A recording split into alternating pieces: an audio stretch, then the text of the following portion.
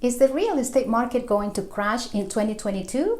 That's the question on everyone's mind.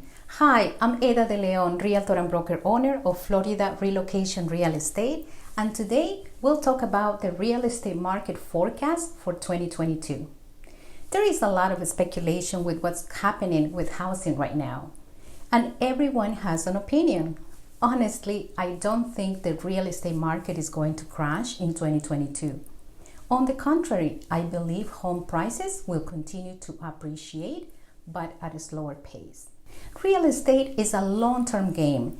If you're hopping in and hopping out, then you are susceptible to crashes. But if you're in the long haul, then you're in good shape. You'll hear people say, but what about those houses on forbearance? What's going to happen when the forbearance ends? Will there be a wave of foreclosures? Nope. No way, and I'll tell you why. Yes, many people were affected by the pandemic and lost their jobs, so they had no choice but to enter into a forbearance agreement with their lenders.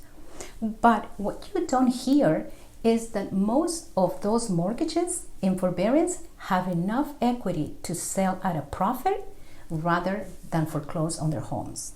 Not only that, but with the lack of inventory in this market, we can easily absorb those listings if they were to come on the market. On top of that, we continue to see a massive amount of people moving to Orlando, many coming from more expensive markets like New York, New Jersey, Miami, just to name a few. And we don't have enough homes to meet the demand. Buyers, don't wait too long. The days of the below 3% interest rate may be over soon. And you know what that means, right? When the mortgage rate goes up, the affordability goes down. Don't wait. We are here to help.